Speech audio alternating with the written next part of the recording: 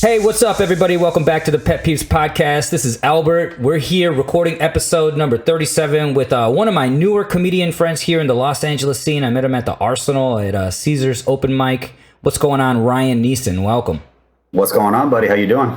I'm doing pretty good, man. It's Friday. I don't work on Fridays, so this is a good day for me. It's like my one detachment from the world day. I get Fridays off, and then Saturdays I always have shit to do, and Sundays I always have shit to do. So like Fridays are a good day for me. There you go, man. Nice. Yeah. What about you? What do you get into on a Friday? It depends. I work from home, so I'm still kind of working right now. Took a little break for this, obviously, but I try to lay low on Fridays, but sometimes it gets away from you, and you have to end up working more than you want. It seems to me, are you a prolific writer? Do you write a lot, or do you just write jokes? Do you write anything? You're a really great writer. Let me introduce you a little bit. I met Ryan doing stand-up, obviously, but he's a roast battle comic. That's how I see you. Do you have a problem with that kind of stereotype being thrown at you?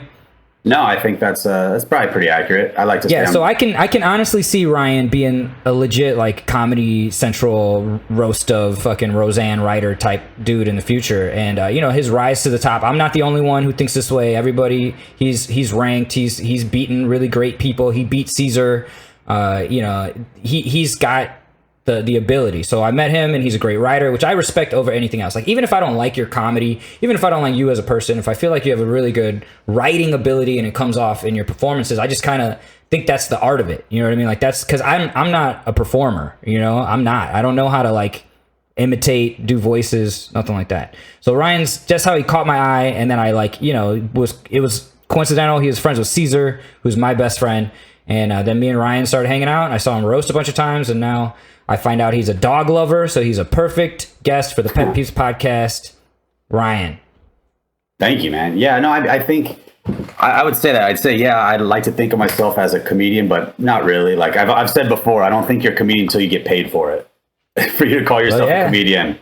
Like, I mean, I've heard all kinds of shit, right? Like, oh, you gotta have made this much money to call yourself. You have to have done this many paid shows to call yourself, or just this many shows total to call yourself a comedian. But I don't think any of that is accurate. It's like you decide if you're a comic or not, but then you got to let other people judge you. Like, you have to be able to say that to your comedian peers and back that shit up. Right. Yeah. You can't call yourself a comedian, then every other comedian just laughs behind your back. That's not. Yeah. Oh, you could. Then you're just a crazy person, and that's okay. Yeah. Yeah. You're allowed to be crazy. Yeah. They have those at the Comedy Store too. Exactly, man. I know people who call themselves a comedian that me and all my comic friends disagree.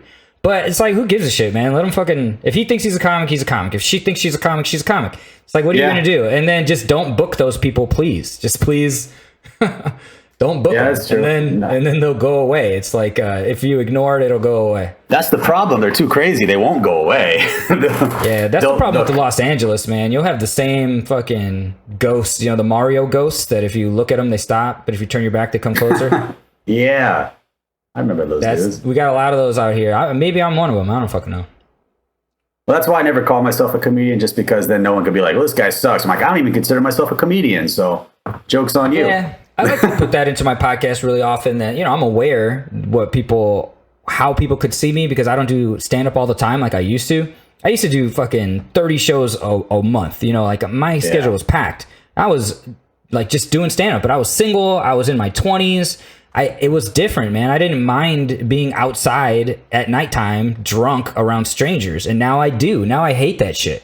I hate being out late at night around people I don't know and everybody's fucked up. I don't like it. Yeah. Yeah, man. Nothing good happens after 2 a.m. That's what people say. Yeah, but then people are like, oh, you could do comedy without that. And I'm like, yeah, you can. But that was kind of the fun part. Like, that was part of the fun. Part of the fun was like hanging out. But now I don't like to hang out. So now, like, I got to find something else. So that's where the podcast works out for me.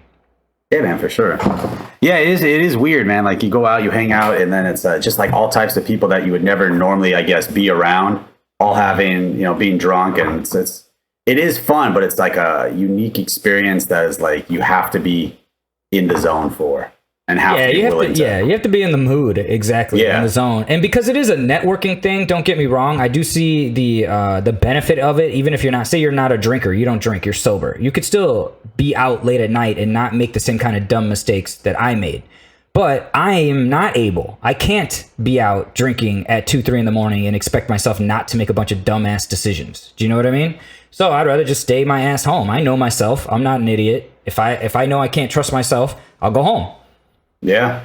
And it's nice, dude. It's a great like adult decision. It's like, it's not that I know I'm going to go do dumb shit. It's not that. I know that it increases the likelihood, which isn't worth it. Yeah. No, it makes sense. Those simple little like judgment calls, that's all, like, that's what growing up is. I think you just like become a better risk evaluator. And that's why we're never going to make it. Yeah, exactly. Because we think too logically and we're not willing to just be reckless. Yeah, that's part of it too. I mean, but again, that's why I think these days, 2020 and whatever, even around these times in the last decade, there's so many ways to make it as a comic. But I think you need to have that stand-up muscle, or at least that stand-up background, for other comedians to really take you seriously. And that's just kind of like a boys club, fucking fratty mentality. But it's just kind of what I think too. Like, if I meet you and you tell me that you're a script writer and I read your script, I'm like, oh wow, this is really funny. And then you tell me that you used to do stand-up, and I watch one of your videos and you're really good at stand-up. I'm like, holy shit, this guy could do it all. As opposed to if when I was at the Second City and I met all these sketch writers, all these improv people, and they had never ever done stand-up, I was kind of like, well, how do you even know you're funny? Do you know what I mean? Like, how do you even know that you could make an audience of people that don't know you laugh by yourself with none of these props or gags or, any of this help? Like, you can't even prove to me that you're actually funny. And I think that's the difference. Did you do Second City or just like, I did, but only for one. Like, I took one stand-up class, one improv class, and one writing class. And I honestly should have just taken the writing classes if I was smart, but I didn't know any better. I did Groundlings out here. How was that?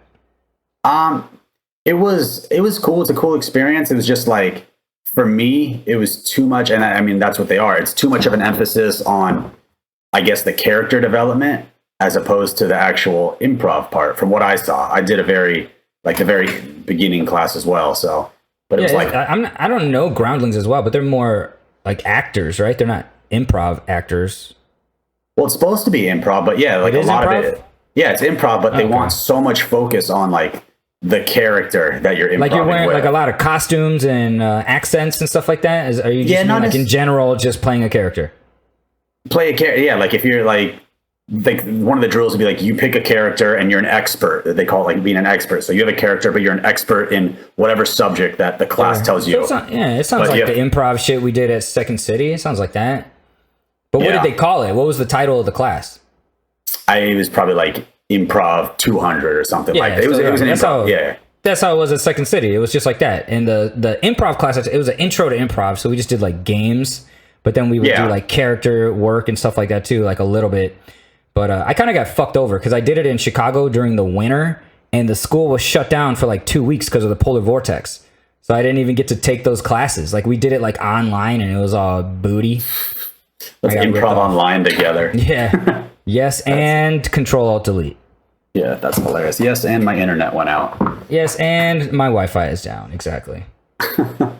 Hilarious. So the Pet Peeves podcast gets you on because you I don't remember, and this is a hard segue. Here we go. I like to bring the pets up early in the podcast because sometimes we never get to it, and then it's like 2 hours of people just talking about comedy. Right. Which I don't care, but people get upset. People will like write me a message like, you didn't talk about comedy till an hour and 20, or pets to an hour and 20 minutes into the podcast. I'm like, well, fast forward it. Like, who cares? So your dogs, you've always had dogs, or is this something new for you? I've had a dog ever since I was 12 years old. Okay. Since I was 12 years old, we got a black lab. Who got it for you? My parents. It was like a family dog, or they got it for you? It was a family dog. I mean, I was 12 years old. Sure. I lived at home. Like, my mom bought me a dog when I was 13. When I was 13, my mom got me a dog. It was like the family dog, sure, but it was my dog. She got it for me for my birthday. Yeah, because I was like, wanted to be a veterinarian since I was a little kid. So she's like, here's a dog for your 13th birthday. Take care of it. And I did, but then so did my brother and sister and my mom. We all took care of it, but it was technically my dog. So I was just asking. I think I was like out burning ants or something. So my parents got me a dog to make sure I wasn't like a legit serial killer. Let's make sure he doesn't kill anything big. If the dog makes it, he's good. Yeah. No, I think it is a good serial killer test, right? Let's give this kid a dog, see what happens. Yeah, that's a yeah. If you But it was a big dog. How big is your dog? Was she man? She probably got to like 75 pounds. She was a big black big lab. dog. Yeah, she was a big black lab. Awesome dog. Awesome dog. We got her. So we got her like 4 or 5 months before the big earthquake in '94. Oh wow. Okay. So she was like a puppy, and my family came over because they were right where the earthquake was. And I remember her and my like 6-month-old cousin crawling around on the ground together, like playing. So that's how good of a dog she was. We trust her with a 6-month-old. How long did she make it? 13 years. 13. That's great. Yeah, for a big dog. Life. Yeah. Oh man, that's great. That's what I was gonna ask you about. I love big dogs. I always wanted a big dog, but they're harder to take care of, and then they don't live as long, and they have a lot of health issues as they get bigger or as they get older because they're big. Did she have health problems? Well, so as a puppy, she got Parvo. Holy shit! Yeah, that's a tough one. And my parents paid for her to make it out of that, which I remember at that time was like $2,000. Yeah, and that was like in '94. Like that was a shit ton of money. Yeah. And then, because that's like a 50-50 chance. Like we throw the kitchen sink at it at the animal hospital, and we hope your pet survives. And then they do something. I mean, it's 50-50. That's a pretty good ratio for an animal that would die with no treatment. Yeah, and then she got hip dysplasia, like a lot of big dogs do as she got older. Oh, you're gonna love, dude. My dog I have right now, Sunny, has all sorts of problems that you'll probably love talking about. Well, we got to keep with the topics at hand. So Parvo, people don't know what Parvo is. It's that gastro disease. So it's like a gastrointestinal tract disease. So it makes them have incredibly terrible vomiting and diarrhea. And it's a virus. And the puppies, because it's a puppy disease, they're just so small, they can't handle that amount of dehydration. And then you owners at home can't rehydrate them because anything they eat or drink causes them to vomit or have crazy diarrhea. So the dehydration is what kills them in the end. So in the animal hospital, we just flood them with fluids and electrolytes and vitamins and antibiotics and whatever concoctions these veterinarians come up with to try to combat it. I've seen doctors give total blood transfusions, like a whole blood transfusion for puppies with Parvo. If the owner says do whatever it takes, they'll keep trying shit. Even if the animal's about to die, they're on death's door. The animal's probably going to die tonight. They're going to keep trying shit. Because if the dog's going to die anyway, you might as well. But the owner's going to foot the bill. Yeah. So does the virus eventually just wear through their system? And it's just a matter of, can you keep them hydrated till the virus wears through? Right. Their body will eventually build up the antibodies and be able to fight it. And that's why it's only a puppy disease, because they don't have that immunity, that passive immunity yet. Because there's no like vaccine. There's a vaccine for Parvo, but you can't give it to them when they're that young. They're not vaccinated yet. So that's why it's just really important to keep them away from other areas where people don't vaccinate their pets, which is difficult. That basically means you can't put your puppy down. So you always meet like crazy Karens, we'll call them, like crazy white ladies who are very strict about not putting their puppy down before they're fully vaccinated. And for the amount of like anal retentiveness it takes to do that, it's a good idea. But I couldn't. I think I would just clean my dog's feet. You know, you can also just clean your dog's feet, take them for a walk, and when they come back in, clean their feet. Our dog got it at the vets. Yeah, that happens too, man. They get it at the vet, they get it at the shelter, they get it at the kennel, they get it walking from your car to the door, they get it going poop in the grass. They get it on their feet, and then they lick their feet. That's usually how it happens. It's spread in the poop. So any other dog that's pooped in the area, and then whatever moves those poop particles around, the fecal matter, and then the virus is attached to that. And it's in the grass, and it's in the soil, and it's on the bottom of your shoe, and then you take it into the house, and then the dog walks on it, and the dog licks their paw, and then the dog, or a lot of dogs get it from sniffing each other's butts. That's the first thing they want to do, put their nose in another dog's asshole. So anyway, Parvo is that puppy disease, and then you said hip dysplasia. Hip dysplasia is just like the dog's hips are not symmetrical; they're not aligned, so it causes like arthritis when they're older, and they limp, they have pain, discomfort, they even have like weird walks. Was it a really bad hip dysplasia? Yeah, she had to have surgery. So. Oh shit! How old was she? She was probably like 5 or 6 when she had that. Oh, okay. So she like had it her whole life, but it eventually got bad. Yeah. So then we got it at like 5 or 6. Had the surgery for her. So what? Like she couldn't run anymore? Couldn't jump in and out of the car? Shit like that? Yeah, she was just limping really bad. I remember that. Did you guys try like anti-inflammatories, like drugs? Because I know it was a long ass time ago. What are you, 35 or something like that now? I'm 37. Oh, no, how old am I? I'm 38. Fuck. 38? Yeah. So we're talking 30 years ago or whatever, 20 years ago. Yeah, it was crazy. It was long ago. This was probably what, 98, something like that. Yeah, so this is just like normal big dog stuff. So that was my point. Like, I've always wanted a big dog, but they, number one, have more health issues, and the medicine costs more because it's all by body weight, you know? Yeah. So if you have a 5-pound dog worth of medicine and a 70-pound dog worth of medicine, that's going to be 2 or 3 times more money. And that's just like something people don't consider when they want to get that 200-pound Mastiff or that 220-pound Great Dane. And then how do you get that fucker in the car if they get injured? That's what people don't consider either. Like, your Great Dane gets hurt and you need to rush it to the hospital. How are you going to get him in the car? How are you going to pick him up and put him in the car? Good luck with that. And there's no like pet ambulances. That's true, huh? Yeah, you want $1 million idea? There's one. Pet ambulance? Pet ambulance. It exists here in Los Angeles, but it's just really unreliable. And if any pet ambulance people are listening to this, I don't think it's their fault. It's just like, you can't like beat LA traffic. You know what I mean? If you're stuck in traffic and you're like in a commercial vehicle or a regular person's car, you don't have a siren.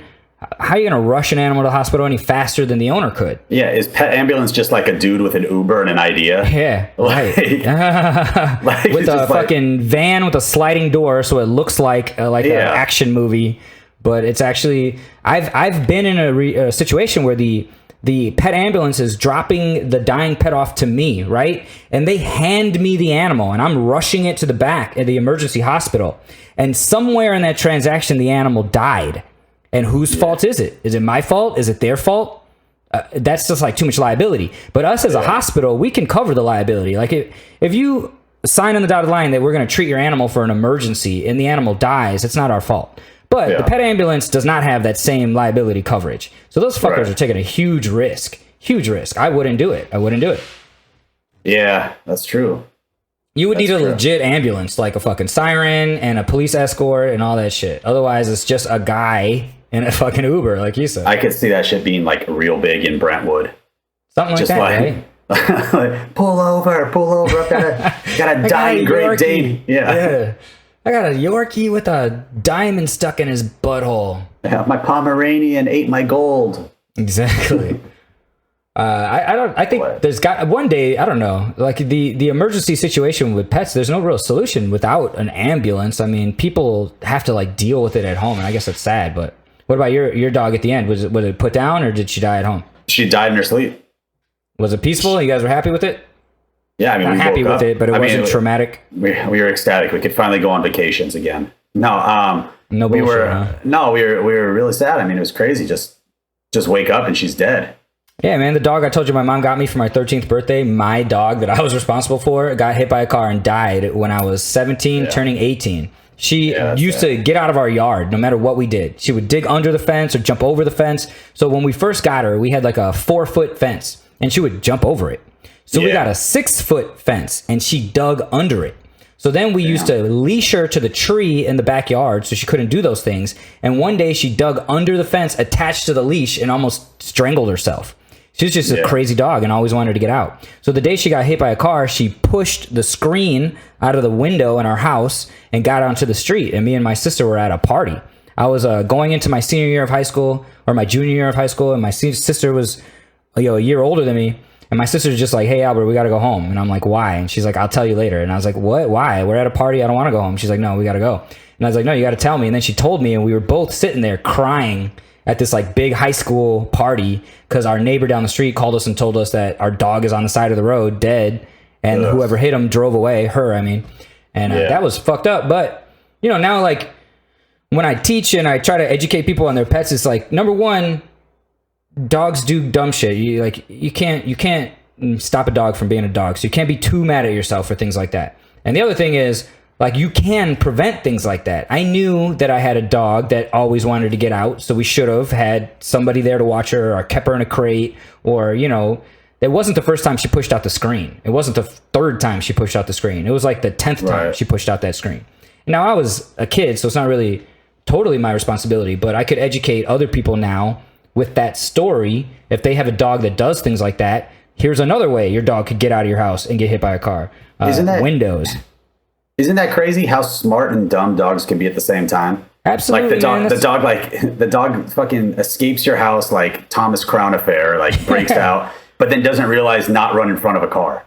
Yeah, like that's the craziest thing to me.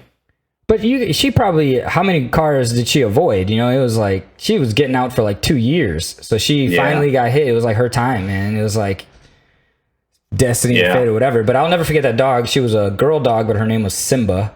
We didn't name her. We got her from the shelter or whatever. She was a great fucking dog too. And then I didn't have another pet till, oh no, we had some cats that were around, but we got rid of them. And then I didn't have another dog till I was in college. When did you get your pitty mix? So we got her like just under 2 years ago. And she was a puppy or what? Yeah, we got her at 10 weeks old. Oh, okay. So my girl and I were volunteering at Wags and Walks out here, which is like a shelter. I've heard of it. And they had a litter of pit mixes come in, and I was there like helping, and then we saw her and like her brother. We were looking at maybe adopting the brother, and then we brought our other dog in, and he got along with her the best, so we adopted her. Oh, okay. Because you had the other dog already. Yeah. We had him first. Oh, okay. Oh shit. Yeah. And then the female pitty, what's her name? Philly. Silly? Philly, like Philadelphia. Oh, Philly, yeah. like Philadelphia. Oh, she's like a Philly, like a horse, like a female horse. The other dog is Sunny, so we have Sunny and Philly. Oh, it's always sunny in Philadelphia. Yeah, exactly. I like it. Okay, that's one of my favorite shows. I'm like growing to hate it though. I don't know why. Like I used to love it, and now I'm starting to not like it anymore. Yeah, it's getting weird. It got weird. The first 12 seasons were great, and now it's like yeah. Then they just kept going. It's like, all right, you guys are kind of yeah. Dennis is getting weird. He's getting older, but he's trying not to look older. Yeah, he looks like a skeleton with hair now. Yeah, and they got weird makeup on him, making him look like more of a zombie. It's like, what are you guys doing? And same thing with Dee. She's like getting older, and they're trying to keep her looking the same age. Like, you guys got to start writing episodes about them being old or some shit. Yeah, well, she's just had like a bunch of surgery. It seems like they all need to like just gain weight. They need to pull a Mac in season 6. Yeah, except for Danny DeVito, he stays the same. He's great. Oh yeah, that's why I watch the show, for Charlie and Danny. And fuck, man, I like them all. Don't get me wrong, but Charlie and Danny for sure. But I used to watch it for Dennis. Dennis used to be my favorite. Oh yeah, he's such a psycho. Dude, the psychoness, the level of psycho that he goes to, it's just hilarious. Like worth it. It's worth the show. And nobody like people who don't like the show, I get it. They're like, oh, you just like to watch these bunch of narcissists. And I'm like, yeah, because that's like what's inside of me. That's like hilarious. I wish I could go to that level of narcissism, but I can't because my life isn't a comedy. I had a buddy say he couldn't watch the show because it was too frenetic for him. Frenetic? Yeah, like it was just too much, like it was like a frenzy, like just too much going on and too all over the place. And I was like, yeah, the way you describe the show, it is not for you. Calling it frenetic. Like I guess if you don't know the characters. I remember when someone first tried to get me to watch it, the first time someone introduced me to it, I didn't think it was funny because I didn't know the characters. But then I watched a couple more episodes and I was like, oh, this is genius. Like, I don't remember, which I think it was like they were trying to solve the North Korea problem. You remember that episode? Oh, man, you came in kind of late. Yeah, I was in South Korea when someone showed me that episode. And it was pretty fucking funny. Is that the one where Charlie starts dating like a 12-year-old? Yeah. 12-year-old. Yeah, that's the one. The wet t-shirt contest. So funny. Yeah, man. That was a good time of my life. I had just made friends in Korea at that time. Like before that, I had Korean friends, which was hard because I don't speak any fucking Korean. And it was just like in the middle of the country. So like the people that you did meet, they were like country ass Korean people. So you just don't have a lot in common with them. What are you going to talk about? Wu-Tang and smoking weed? You know what I mean? You don't have nothing in common. You just talk about food, I guess. I don't know. And then I made friends, and then it was like, yeah, man, it was on.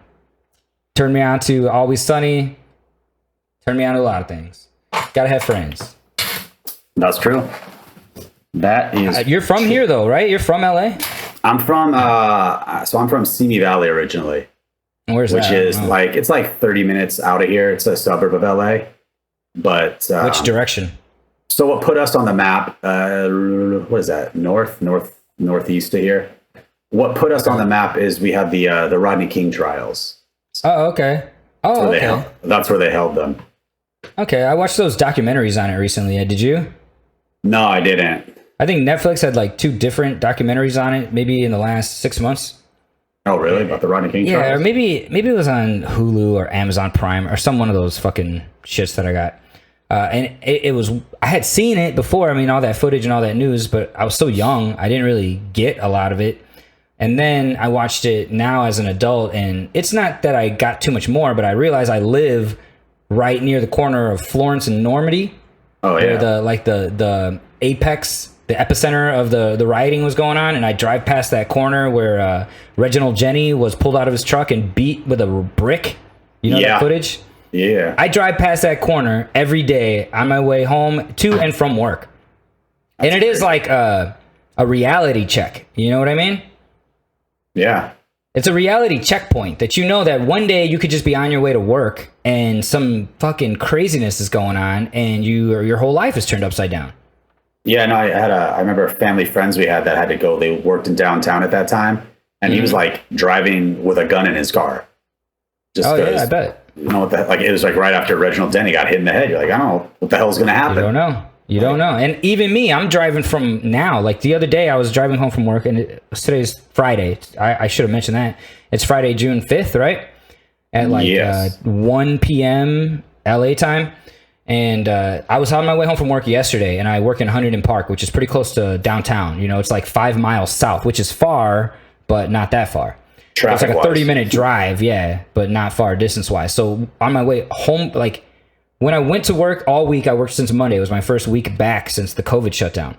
And I can hear people yelling and honking their horns from my building, from my window, but I can't tell which direction it's coming from, and that was Wednesday.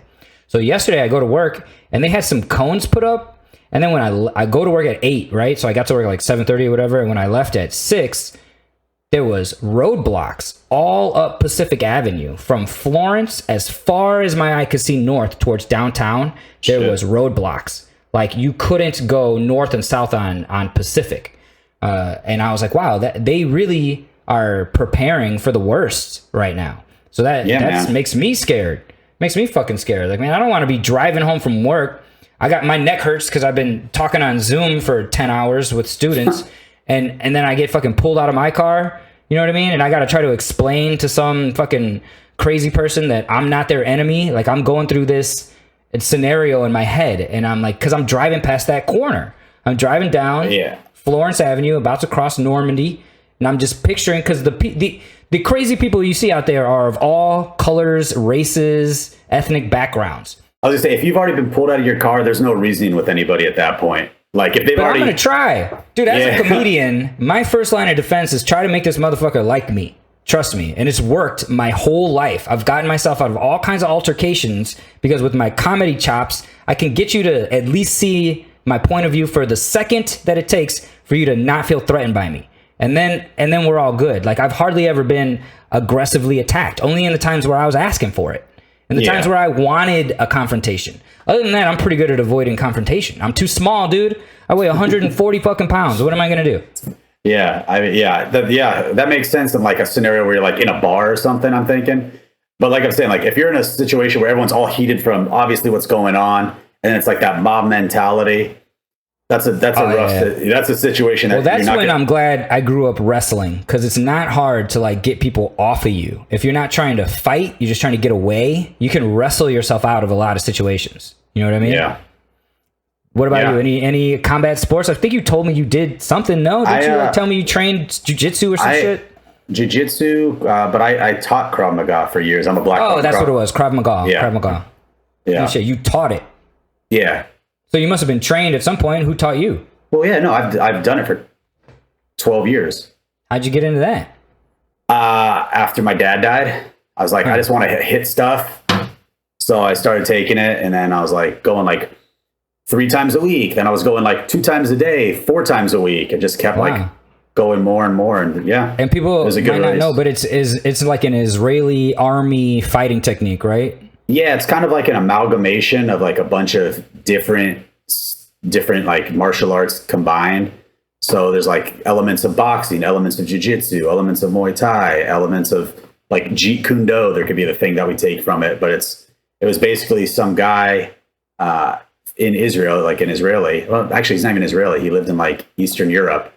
Him and a bunch of guys basically banded together to protect other Jews in their neighborhood from what was going on and put together this like fighting system. So he went and trained with like Greco-Roman wrestlers and boxers and kind of brought it all back together to comprise this system.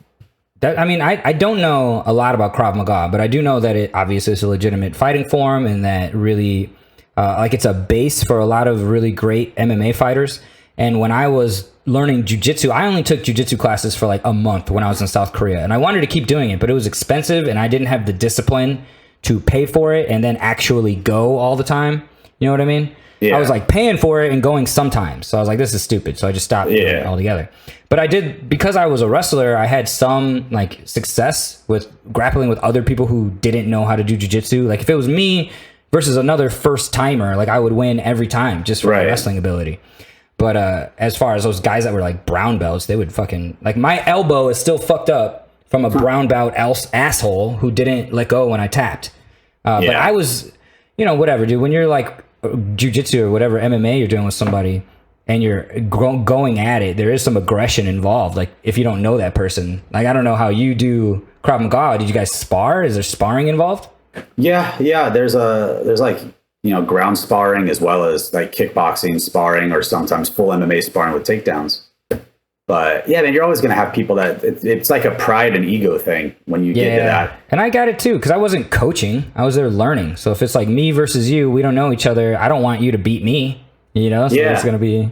Well, that's the thing. I mean, if you're trying to train safe, it's like go 50%. Yeah, and that's what I liked about growing up wrestling. Anybody who has like a more, I'd say more than mediocre ability, you're able to like gauge what's going 100%, what's going 80%, what's going 50%. You're like, and that's how you stay safe. Yeah, man. The whole point of training is to not hurt yourself in training.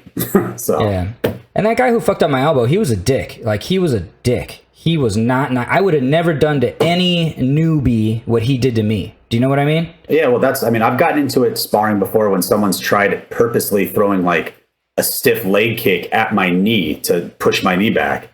Yeah, that's fucked up. And I'm like, bro, we're not here to do that. Like, what are you doing? Right. We're here to train. You're trying to bust my knee. Like, I'd rather get knocked out than have you dislocate my knee. Yeah, I'll wake back up, but my knee will never be the same. Yeah, exactly. But you might have some CTE and you might like end up punching your girlfriend one day.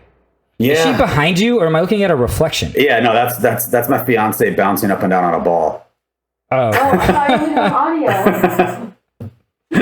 Don't worry, it's not video, don't worry. I was like, did you know there's a lady behind you? I was about to tell you. Yeah, there's somebody, it's funny, too, like, I didn't see it. Because the glare kind of looks like a window or a mirror. Yeah, no, that's how close we are to my neighbors. It's my neighbor, no. Hey, tell them I said what's up. Yeah. My wife is in the bathroom. I closed the door so I can't hear her getting ready. She works for Spectrum. She goes door to door, and this is them going back to work after the COVID. And I think they go door to door still. Hell yeah! That's the craziest shit I've ever heard. You would think so, man, but the fucking commission is no joke. Like people are still like people buy it, dude. You would think when she first got the job, I was like, "There's nobody that's gonna buy cable internet from you." It's 2020. Everybody has Netflix. But no, rich people want it all. They want the fucking all the channels and the Netflix and the fucking blah blah. But they buy a door like that's just because of the distrust everybody has for people. I can't believe people are even opening their doors. I wouldn't thought so either. My wife's pretty cute, and they buy it from other dudes too. I think it's just like what their niche is like people who either just moved into a neighborhood or who don't have television. Like they're relying on Netflix and blah, blah, blah for their entertainment. And then you pitch them these channels and you can keep your other shit. And it's now you have everything for a little bit more, but we can include your cell phone and we can include your internet and we can include your blah, blah, blah. And then you get these bundle deals and people go for it. I wonder how many times she's been reported on like that Ring Neighbors app. They're like, weird woman at my front door. Have you ever been on this app, man? It's crazy. Ring? No, isn't that like the doorbell? Like, yeah. Like they have a whole app that's like it's always like suspicious man in my building, and it's like a Postmates guy, and like Or like everybody thinks a gun's being fired when it's fireworks. It's like the most ridiculous app. Nobody knows what the fuck Is it just like you could cycle through random Ring doorbell videos? No, so yeah, like let's say somebody suspicious came to my door. I could take a clip of it, upload it, and be like, suspicious man at my door. And that's like what people will do. That's funny. Is it supposed to be a joke, or people are actually afraid of nobody? It's supposed to be serious, but it shows you like how afraid people are of nothing. That's awesome. Like literally, if you go through it, like the last week, it's like gunshots, and it's if you hear, fireworks. it's always fireworks.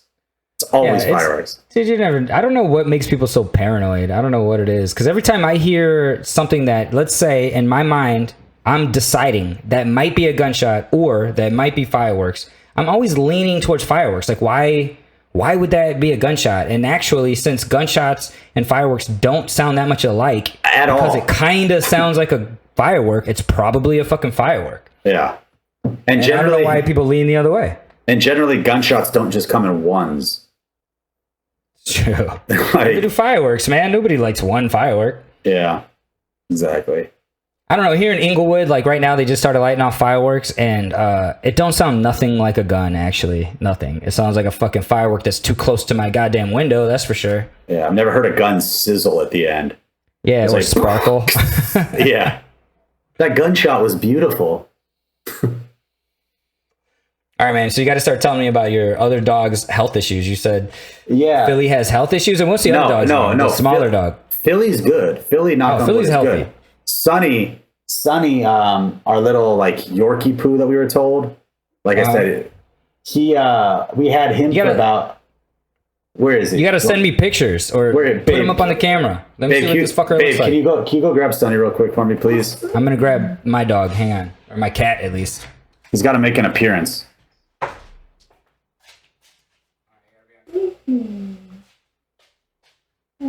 What? Bring him here real quick. It's a cat. You can go back to sleep right after this. Here's Pebbles. Pebbles? What's up, Pebbles? Oh, babe, look at this cat. Pebbles was adopted. We found her at a cow farm, a cow barn. Come here, Sonny Bear. So Get him, Pebbles. Get him, Pebbles. So this is Sonny. Shit, I do it his thing. Hi, Sonny. This is Sonny right here. Oh, he's cute. Yeah, Looks like a poodle mix. We were told. My fiance's mom was told Yorkie poo. Okay, well I can see Yorkie poo maybe with some other shit too, though. But he's so long and has the tiniest legs in the world. Maybe like a mix of like a corgi or something. So we did one of those DNA tests for dogs, which are bullshit. It came back 100% Yorkie. Shut the fuck up. Yeah, no 100% Yorkie. Shut up. Did it? Yeah. Are you kidding? No, I swear to God. Dude, I always told people those dog DNA test kits were bullshit. I think they're just like some guys in a lab who just like throw darts at a fucking wall. Yeah, it's stupid. It's just like, yeah, your dog's whatever. So we had him for like 2 weeks, and then he was like walking around the apartment, walking into walls, and just was like super out of it. And basically, I was like, I think he went blind. Like he can't see us right now. He's just like walking into walls, and like I was like, let's get him. Like we went to the emergency room over at VCA, and because it was like midnight or something like that. So we bring him in. The nurse takes a look at him, like lifts up his mouth, looks at his gums, and she takes him and is like, we're gonna get him back there right now. I was like, oh, they okay. treated it like an emergency. Yeah, so we're like, oh shit, okay. So he's back there for probably, I don't know, like at 45 minutes to an hour or something. And then they call us in and say, you know, it's either they thought it could have been water on the brain or a liver shunt. So it turned out being a liver shunt. Wow. So he could see. Something happened in that time where like basically he went blind. He did go blind during that time. So he had a liver shunt, so like the blood was not getting to his fucking head or something? The good blood was not getting to his brain. Right, wow. Because it was all mixing in with the bad blood. Wow, that's crazy. Okay. So he was like born with this, right? It wasn't Yeah. an injury. Okay. No, because apparently Yorkies get it like 100 times more than other dogs too. I didn't even know that. See? Pet Peeves podcast, we learn shit all the time. Yorkies Yeah. get liver shunts. Yeah, like 100 times more than any other breed. Interesting. So, Okay. thankfully, we had pet insurance. You did. That's amazing. There you go. All the listeners who actually listen to this, I always talk about the benefits of pet insurance. Yeah. So we had pet insurance, and they're like, we're going to try some medicine for a little bit, see if that works. So we gave him medicine, but then eventually they're like, you're going to have Was to. it the shit you got to keep in the refrigerator? Yeah, I think we had to keep it in the fridge, right? We had I to think keep it's this called. medicine in the fridge. Yeah. I think it's called like Azopril or something like that. I don't remember. Yeah. But yeah, Go ahead, basically keep going. it's something to like keep his protein levels down, and like something Yeah. like that. But so eventually he's had to have the surgery. So we had the surgery for it, which was like super scary for us, because when we brought him in, like they tell you, it's like there was only like a 70% success rate on that surgery or something. Because he's a puppy at this time. How old is he? Yeah, he was like a few months old. So he's like 5 pounds. No, he was bigger than that. He was probably like 10 pounds maybe. Okay, still small. Yeah, small dog. But then we bring him in for the surgery, and they come back to us saying, like, they call us after we leave him there, and the vet's like, the shunt may be too small for us to even operate on. So there's a chance I open him up and I can't even perform the surgery. Yeah, that's the first thing that comes to my mind with a small animal. Surgery is difficult, man. It's a hard thing to do. Yeah. So And with young animals, it's even hard to put them under anesthesia. Like you can't treat them like a normal pet. Go ahead. yeah. So luckily, surgery successful. Recovered great. It was just so sad. Well, which VCA? Give them a shout out. VCA, which one? No, they VCA didn't do the surgery. This was they referred you? They referred us. Where did we go to do the surgery at? In Culver City. Access. Oh, okay, yeah, that's the good one. Access in Culver City. ACCESS, Access. Yeah, so they did that. Do the 3D. Yeah. So then that was his first surgery. So then his second surgery is because he was so inbred, apparently, whoever this breeder was, his paws were like almost backwards. His wrist bones are crooked, twisted. Yeah. So we did a surgery on that because fuck it, we have the pet insurance at this point. We may as well use it, because they're like, yeah, basically he, like, once he gets past a certain age, the arthritis will be so bad from a lifetime of this, he won't be able to walk. So he's like deformed. Yeah, I mean, luckily he's done. Yeah, that sucks. No, I've seen it where the wrists are all twisted. I've seen it before, and we have to put them. We have to put them in casts, or sometimes they break the bones. What did they do for you guys? So with this, they put surgery, and they actually cut a bone out of there. Like they took a bone They'll out. take out a chunk. Yeah, and they try to make them the right size. Yeah, and they did the first thing they did. They actually put like a 3D, like they put like a 3D piece in there. Like they showed us a model of it. Like they actually made like a 3D model of it. That's awesome. It was pretty crazy. It was like a doctor from Switzerland. I was like, the fuck is this? Like, yeah, dude, this is high level medicine. Yeah, I was like, how are the doctors that like the pets get with health insurance better than the doctors we get with health insurance? Because people are dumb and they don't have health insurance. Nobody gets pet insurance. It's like 2% of pet owners have pet insurance. I mean, that saved us. I mean, it didn't save us. Like the dog would have been dead, because the surgeries are like $25,000. Hell yeah. No, most people would rather obviously euthanize their pet than pay the $30 a month or whatever your insurance costs, or probably less than that. Or because when it comes to that big ticket, like you said, treatment, 30 grand, 20 grand, even 5 grand, 10 grand, people are like, well, how much is it to euthanize? And it's like, well, 300. And they're like, okay, we'll go that route. Yeah, exactly. For fucking $30, it was well worth it. Yeah, it's just like every other insurance. Sometimes, yeah, you might buy it and never use it. It's possible, but isn't it nice to have? And you got to get it when they're young. That's the only time that's the only thing you could, because they're pretty strict about pre-existing conditions, and if your pet's even been diagnosed with something like worms or infection, and they won't cover you, or it'll be like 10 times more expensive than everybody else's pet. And they'll get you. So you got to get them when they're young and when they have no pre-existing conditions, just like human medicine. Oh yeah, man. We just had to have our pit bull's anal glands expressed the other day. Yeah? You should do it at home. Why don't you bring me on over? I'll do it for a fraction of what they do it for. Bro, we watched a video on that and I almost threw up. on them. come on, man. Especially, I was like, Well, and it's chunky sometimes, but that shit was like so gross. It's just like, I don't know. That So you shit just get was used to so it. But as long as it doesn't squirt in your face, would you say? Yeah, man, I guess. But this was, I don't know. This reminded me of like a, Dude, just like a nasty zit. I used to do all my like, friends' dogs' anal glands when I was first out of tech literally, school, and I would charge literally them 20 shit bucks. just came out. No problem. Come to your house, wear some gloves, give me a little Vaseline. I'll squeeze the shit out of your dog's anal glands. It's just easy. It's easy and it needs to be done. So if you're gonna pay, like people will go to the vet, pay for the visit, pay for the anal gland expression. That's why we had to bring her 50, in. 60 bucks. Because sometimes they'll need the physical exam with it. You guys get free exams. They only charged, so for her, they only charged us $35. Yeah, see, if you have insurance or you have some kind of wellness plan or they don't require a physical exam for it, like you've been there recently, you're up to date on all your shit, then it's not that big a deal. They'll do it for 20, 30 bucks too. Yeah. But, you know, there's a lot of people who haven't taken their vet or pet to the vet for a long time. And they know if they take them for the anal gland problem, they're going to find a bunch of other shit wrong with their pet. So they'd rather me come over and do it. Yeah. Because that's the thing, man. That's how we get you at the animal hospital. You come in for one thing and we get you for other things. It's like your car. Yeah, man. It's like your brakes are shot. You're fucking, you need windshield wiper. Your blinker's out. Yeah, your shit's low. You need windshield wiper fluid. You gotta, you need this, you need that. Yeah, that's why I don't really like working at animal hospitals, because it is like that. But you cannot argue that it's better medicine. Like, to have everything is better than not having everything, even though it's going to cost you an arm and a leg. And some of those things you might not need. But who's to say? Maybe you do need it. I don't fucking know. Maybe you will be the one out of 1,000 dogs that gets Lyme disease. Maybe you will be the one out of 100 old dogs that gets Parvo. You know what I mean? Like, I don't know. So let's fucking vaccinate you the fuck up, dog. Yeah. Yeah, man. What about your dogs? You get them all vaccinated up, or are you guys against it?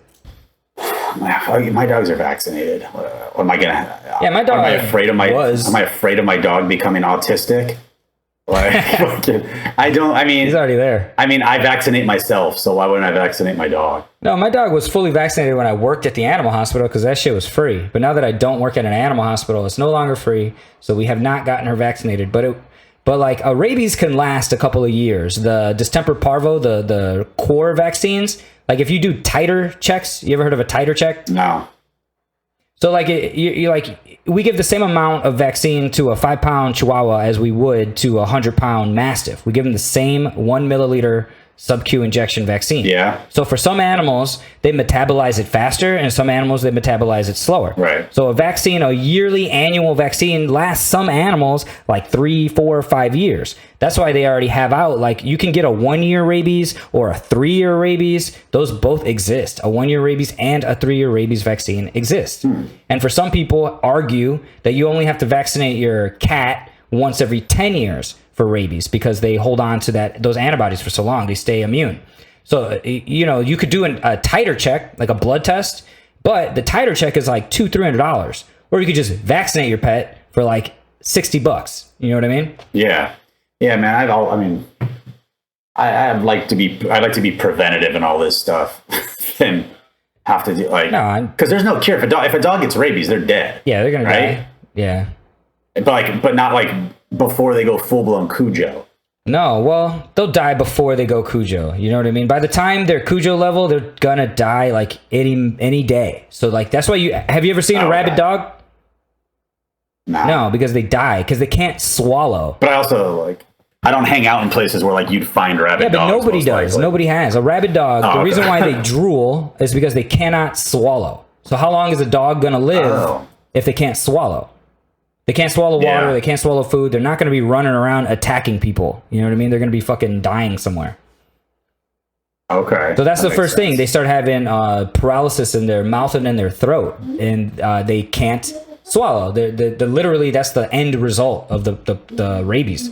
So when people see that foaming of the mouth image in their head, that's like the day before that animal dies. Let me ask you a question. What is distemper kind of similar? Like the dog's almost like a zombie or something? No, distemper is just a respiratory disease. It's just a respiratory infection. It's just a common upper respiratory tract infection. Oh, because we had another family dog that got, like, they think she had distemper when she was a puppy. And however they treated it, when they treated it, it basically made it so when she became an adult, she never grew adult teeth. She never grew adult teeth. Well, if you treat them with Yeah. certain antibiotics, like because it's an infection, they want to treat it with this drug called doxycycline. It's this very strong antibiotic, and it will fuck up the teeth. So you can't give doxycycline to puppies. But if that's the only antibiotics that's going to fight this infection, what are you going to do? Yeah, that makes sense. She still to this day doesn't have teeth.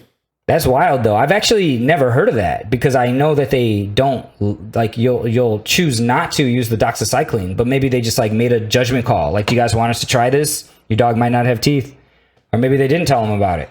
We adopted her, so it was before we got her even, but it's crazy. Never had adult teeth, so she's got tiny little puppy teeth. No, she's got no teeth. Like she only has like rotted out molars right now. What? Yeah, no teeth at all. Like her baby teeth fell out. Jeez, that's crazy. No, I didn't know that. I should stop getting dogs, man. I've got bad luck, it seems like. Just bad luck. I'm looking up distemper teeth. Yeah, it's pretty gross. It's a weird one. I think that's cool though. Okay, so it says distemper is a highly contagious viral disease of domestic dogs and other animals such as ferrets, skunks, and raccoons. It's an incurable, often fatal, multi-systemic disease that affects the respiratory, gastrointestinal, and nervous system. Wow. And nervous system. So what about the teeth, though? Because I just know the distemper dogs, they come in with discharge from their nose and like crusting around their nose, and they can't breathe. Okay, here we go. Enamel dysplasia in dogs. Enamel dysplasia and defects in young dogs we see commonly. If generalized, it is also described as enamel hypocalcification or distemper teeth. The lesions in the photographs are blah, blah, blah. Okay, well, that doesn't answer my question, though. Motherfucker. It's more of the doxycycline teeth. Doxycycline. Oh, look at that. It's the first thing that pops up. That's because Google just knows what you're going to put after your last search. Because they just hear me talking, too. Yeah. It says, with doxycycline, this effect is not considered. Drugs of the tetracycline class have potential to permanently stain teeth if given to immature animals. Yeah, I don't know. Calcium. Doxycycline, yeah. It binds to the calcium needed for growing bones and teeth. I don't know. Whatever. All I know is she never grew adult teeth, and the fucking molars she has are like rotted, and like one just fell out last week, apparently. Really? So you just give her canned food, soft food? Yeah, just like put water and stuff in the food. Yeah, dogs don't notice. They just mow it down. Mop, mop, mop. It's gone. Yeah. That's another thing people like lose their shit about. Like, oh, you got to take out my dog's teeth. How are they going to eat? Like, dogs don't care. Put it in front of them. They're going to eat it. They're going to find a way. Life finds a way. Just get it wet, like you said, or put some goddamn canned food in there. I got some questions from the internet. Look at that. We're going to take our break real quick, you guys. Let's take a break. I'm going to go to the bathroom. Ryan, just keep your recording going. And then when we come back, we'll clap again, all right? Okay. Sounds good. What's up, Pet Peeves podcast listeners? If you or someone you know has a cat and you notice this cat drinking from the bathroom sink or from the bathtub, it's because cats prefer cold, fresh, flowing water. Most people leave a bowl of water on the floor all day, and cats don't like to drink it. This causes a lot of cats to develop kidney diseases later in their life. We'd like to recommend a plug-in automatic water fountain to our listeners. The Purr Power Pet Fountain is perfect for cats or dogs. It has a centralized fountain, which is great because we had one where it was on the side and my cat and dog would make a big mess. The sound of the water flowing will attract them to the fountain and they can drink fresh, flowing water all day. It does come with a filter that needs to be cleaned and changed from time to time, similar to a Brita water filter. Use our Amazon affiliate link in the description to purchase the Purr Power Pet Fountain, and you will help support the Pet Peeves podcast. I recommend this for any pet owner out there who wants to prevent kidney failure and kidney problems in their cat or dog, and for people who just want to get their cats out of the sink and out of the bathtub. Use the Amazon affiliate link in the description and help the Pet Peeves podcast grow. Thank you guys, and let's get back to the episode.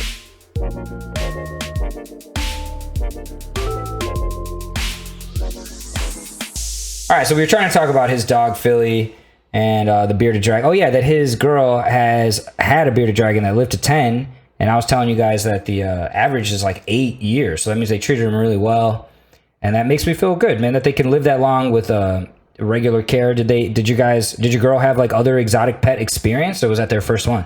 This is Philly down here. Yeah, our guy, like, I'll put him in the dog bed. I don't put him with me because I'm afraid I'm gonna roll over on him and kill him. But I'll put him in the dog bed and wrap him up in a blanket, and then he'll sleep next to the dog. Really? Because he's got to stay warm. So if you just wrap him up, he'll be good. Look, he's running around the floor. Yeah, she's like a pit boxer mix, we think. Baby girl. Little dog groom. Are they good? No, she's Give him a pretty shout good. out, a little plug. Yeah, they're pretty good. They are pretty good. Yeah, my dog doesn't get groomed. She's got short hair. We just give her baths. I'm glad I This checked. dude does take gnarly shits, though. My bearded dragon Bro. take a big old shit. Dude, their shits are gross. It's like piss and Hell shit yeah. all encapsulated Yeah. together. Yeah, and this little, like, fucking egg condom filling thing. Yeah, it's so gross looking. Yeah, when he was little, I was like, "Oh, look how cute!" And now he's giant, and now he takes giant shits, and I'm like, "Man, I didn't see that coming." You know, I didn't do my research. Yeah. Yeah, and they like Now I gotta they like shitting. fucks up the whole day. They like shitting as they're crawling on you. Yeah, dude, that's what I learned. Like, I learned his shit schedule.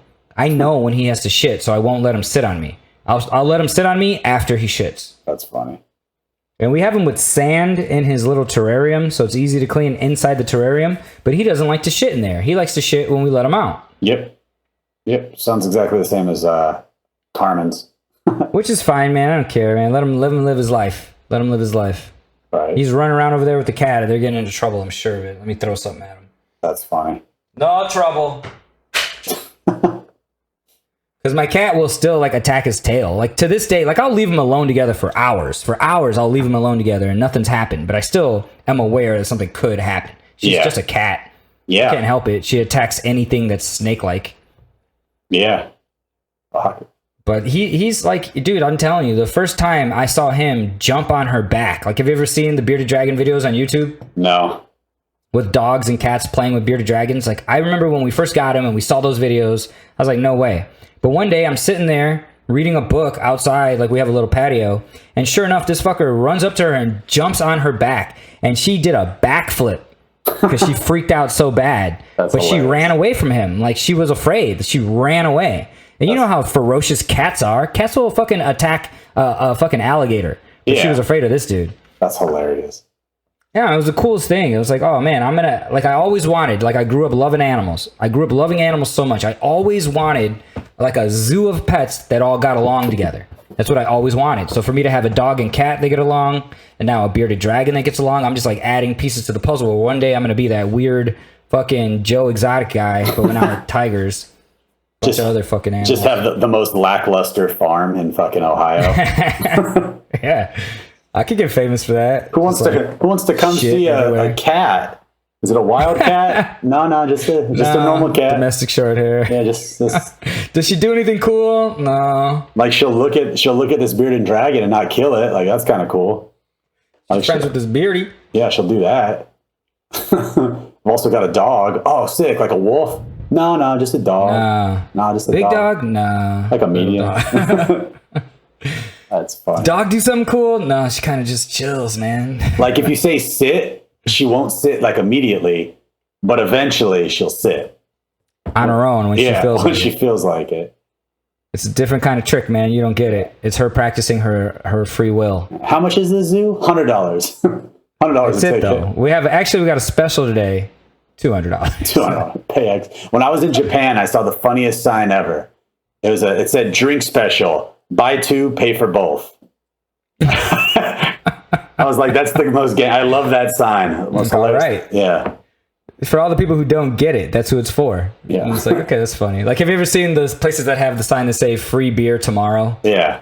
Yeah. I fell for that when I was a kid. I was like, what? Tomorrow, Coming back. I'll be back tomorrow. like the sign's going to change. Same sign. And then I was like, oh, it's painted on there. I'm a moron. Hilarious. It was like a Joe's Crab Shack. Do they have Joe's Crab Shack around here?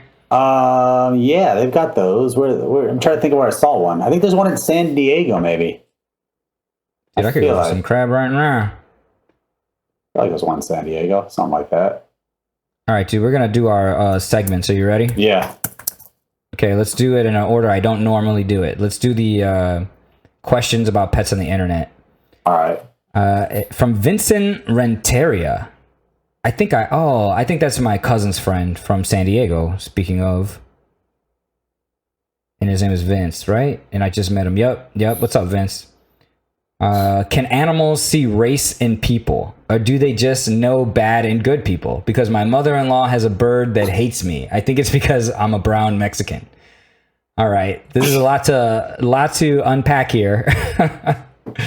Can animals see race in people? I don't think so, but I do know that animals are comfortable with the smells that they're used to, and just that culturally or ethnically we smell different, because of the food we eat or the shit that you use day to day. So I think if a dog or any other animal comes off as racist, it's just because they're not used to those smells. So if your dog's never ran into a black guy before, they're probably gonna fucking be freaked out. If your dog's never ran into a white person before, just as equally freaked out.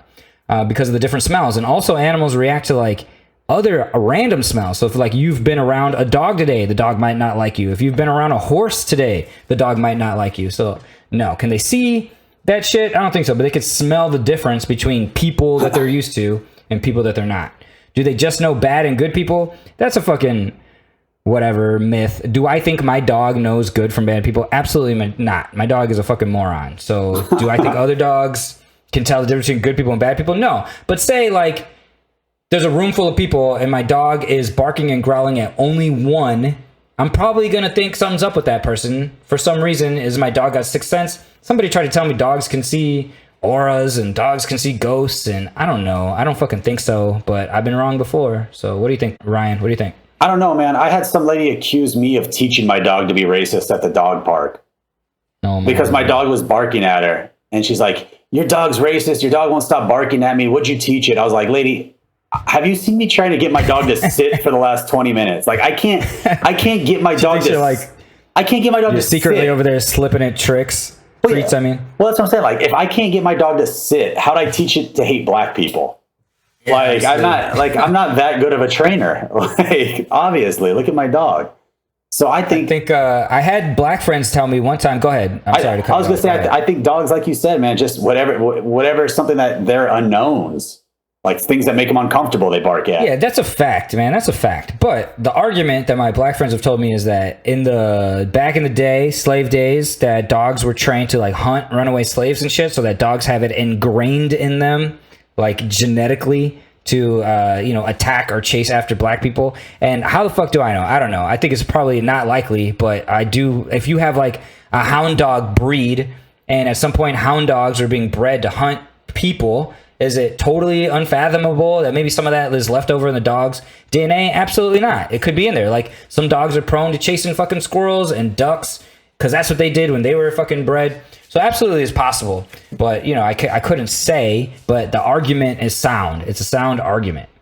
What does this other person say? It says, because my mother has a bird that hates me. Don't birds have like the best eyesight? Isn't that what birds are like known for? Yeah, maybe you're just ugly. Yeah, maybe you're just not attractive. He can actually see into your soul. And just maybe it's just you, Vince. So it seems like the dogs know you're bad, the birds know you're bad, and then it's your mother-in-law, so she probably doesn't like you either. By the way, birds hate everybody. Birds hate my car. I keep shitting on it. Yeah, I've never seen a bird that's been like warm. Birds are fucking dinosaurs. They're the real dinosaurs, man. Like, dude, I've met some unhappy ass birds. You ever met like a parrot, like an old parrot, and people are like, "Don't touch him, he bites." Every time. They all every do. time. And they can they can low key take your finger off, and no one ever talks about that. Dude, they're little fucking what do they call those dinosaurs? They're those raptors. The raptors. Yeah, they're fucking raptors.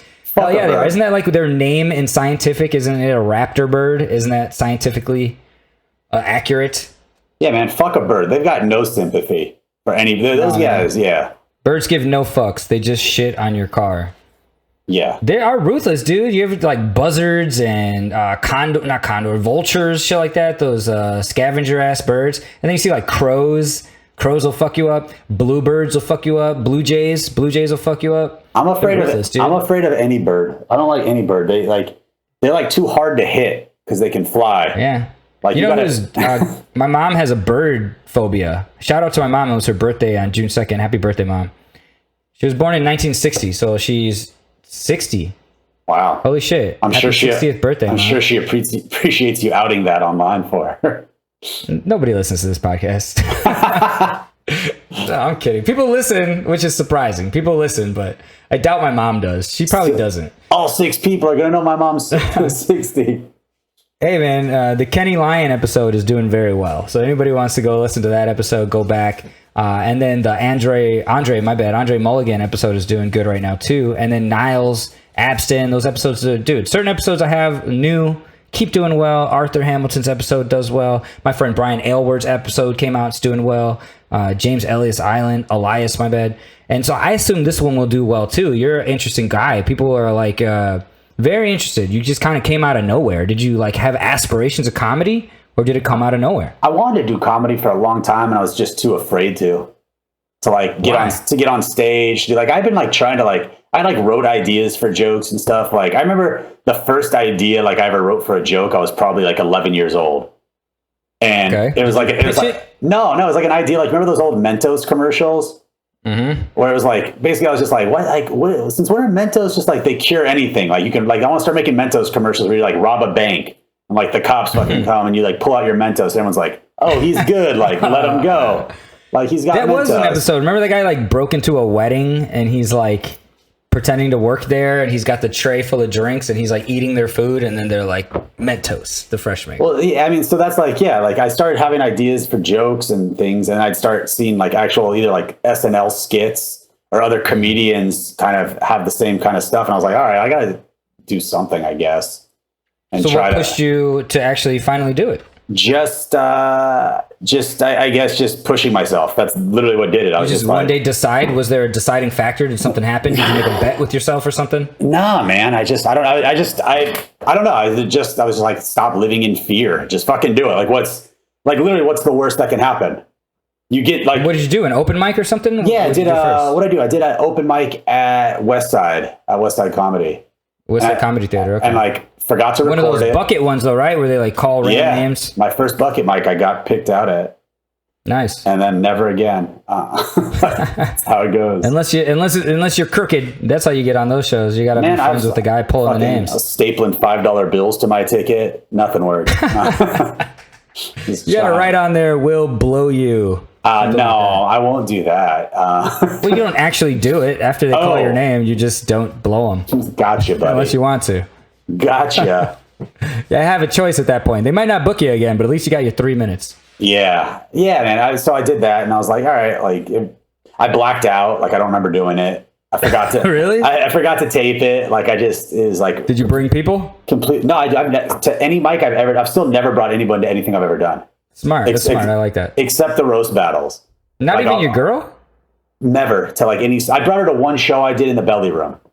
Oh, okay. I brought her to one show I did there, and that show fucking was fun. It was put on by my buddy Brady Matthew, who used to do shows over there. And then I don't remember who it was, but the girl that went before me just like ate all the dicks in the room.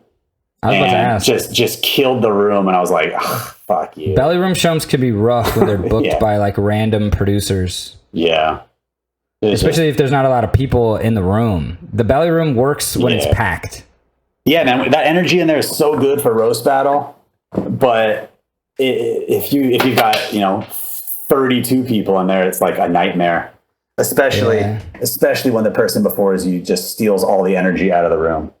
Yeah, that's the problem. But I think like you'll stand out though. Like the door guys will come up to you afterwards and be like, "Yo, dude, you had a really good set," even if you think you didn't. That's what I learned about the Comedy Store. There's always somebody watching that knows comedy well enough to not blame the room.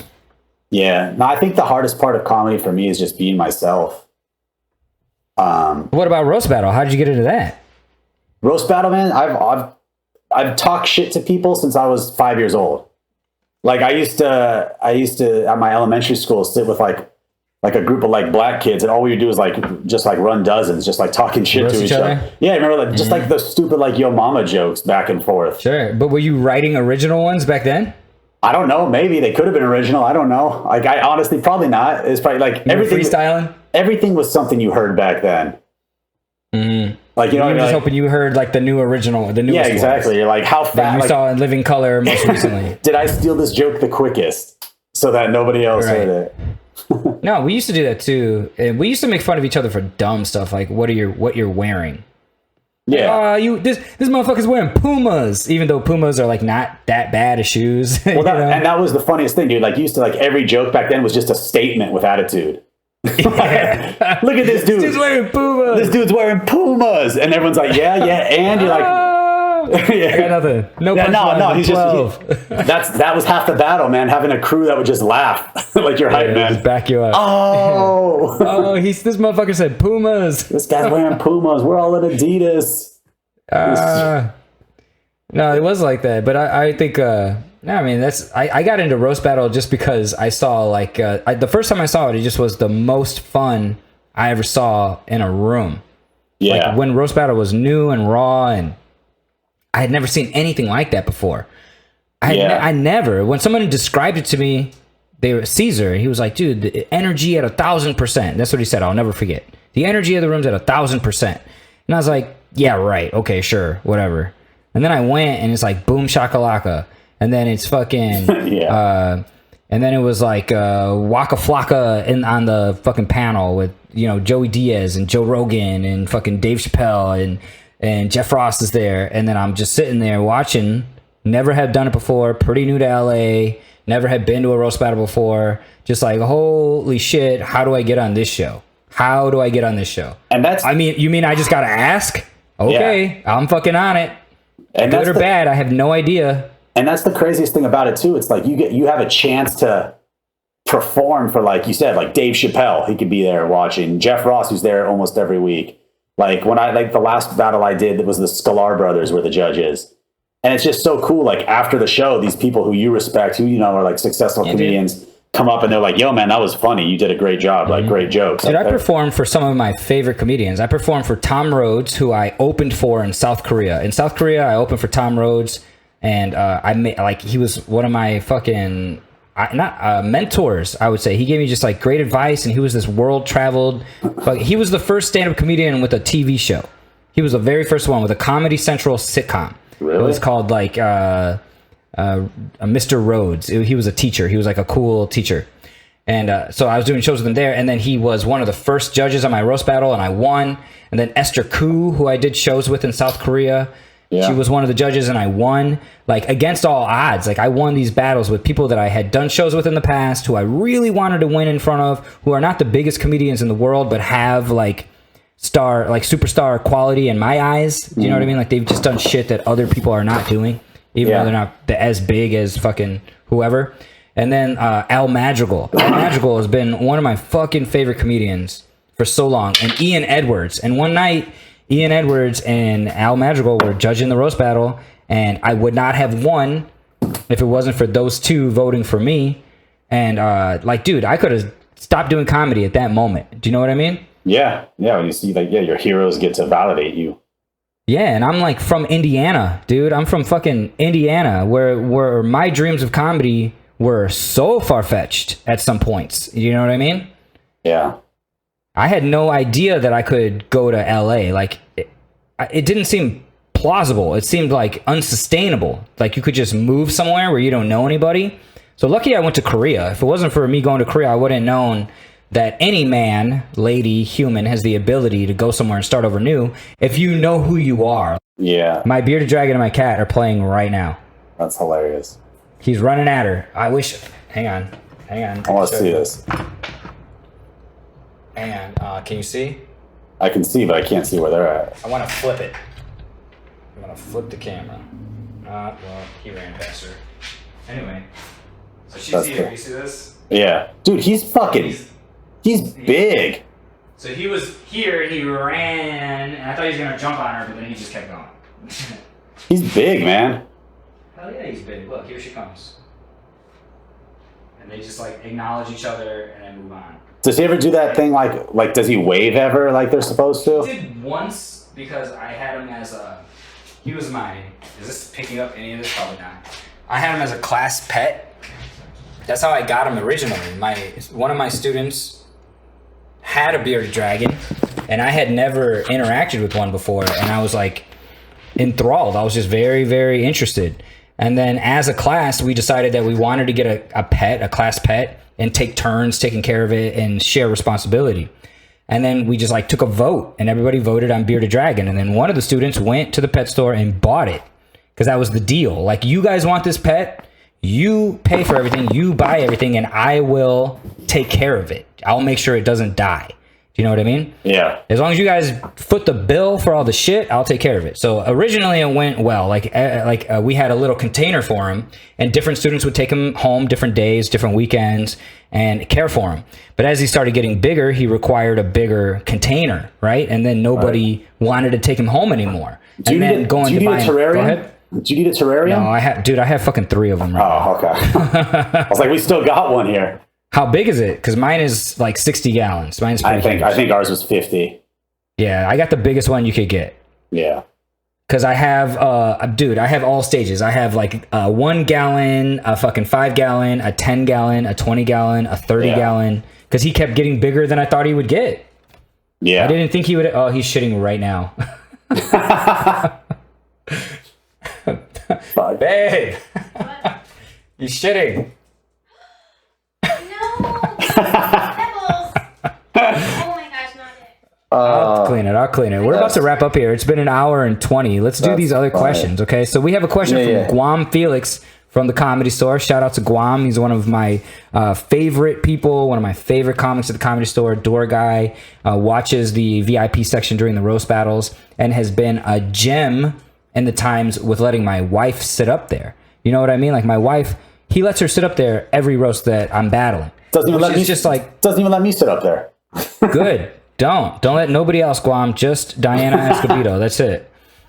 Nobody else. And that's what I love about him. Like, a long time ago, we battled, and besides the fact that we battled, like, we hung out. We bullshitted. We did some shows together, and like real shows, real shows.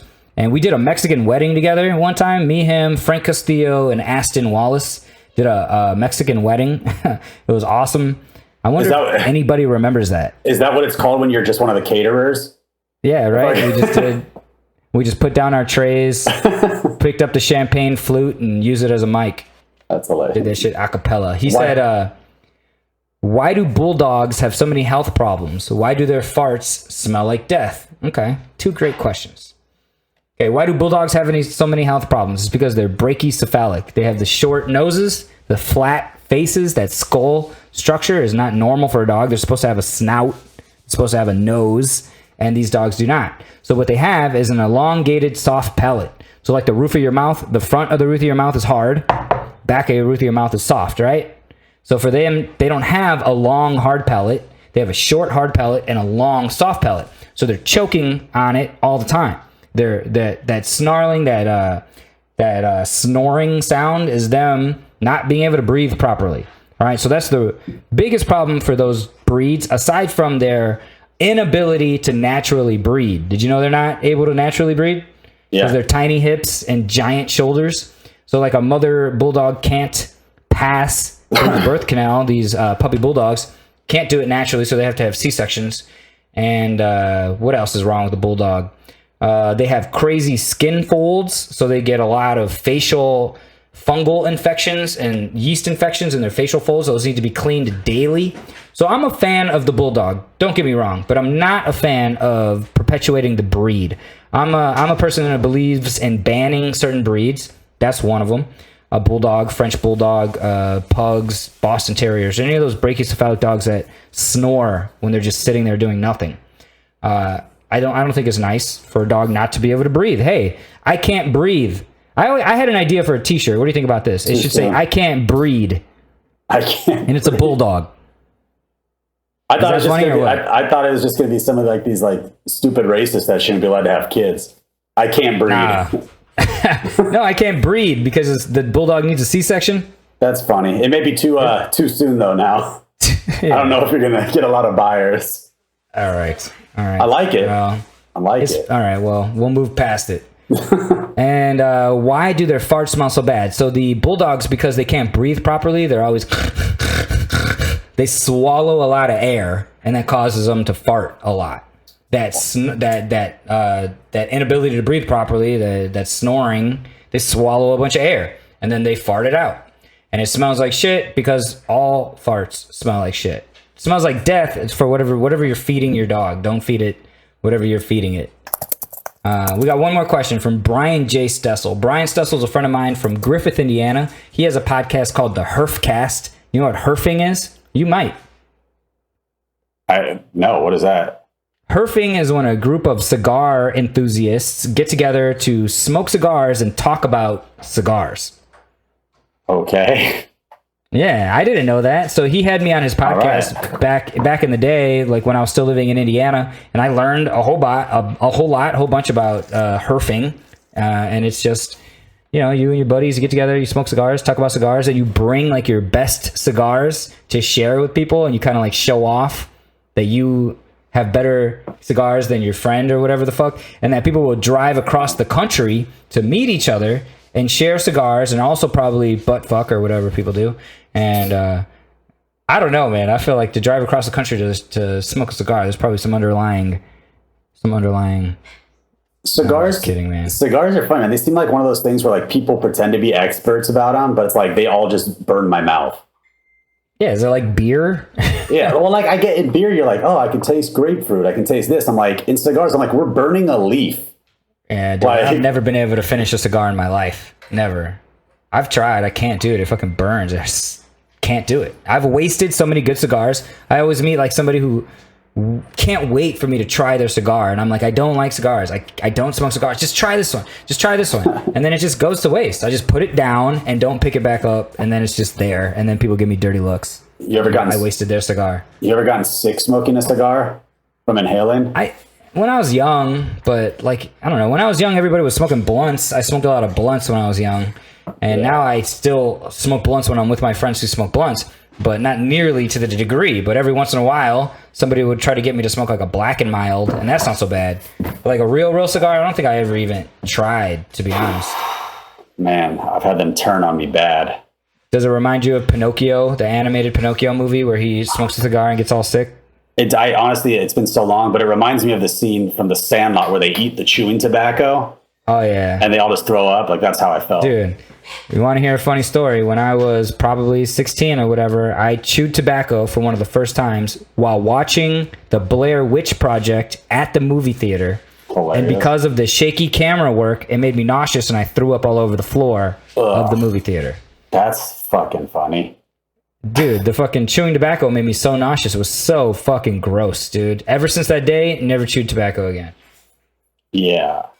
I don't blame you, man. Bye, my wife is leaving. Bye, Diana. I love you. Bye, Diana. I don't think I ever called my wife Diana inside these walls before. No. Yeah, I am, but we don't post it.